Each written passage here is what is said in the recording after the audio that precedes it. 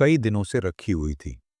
एक बड़ा तोता उस पर अपना घोंसला बनाता है, फिर उसी घोंसले में अंडे देता है और कुछ दिनों में अंडों से नन्हे चूजे निकलते हैं।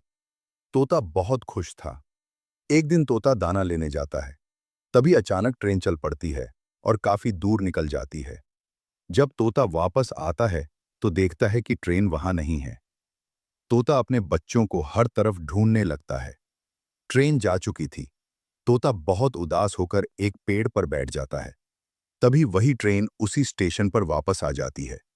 तोता बहुत खुश हो जाता है और फिर तोता अपना घोंसला पेड़ पर बना लेता है और फिर तोता रोने लगता है।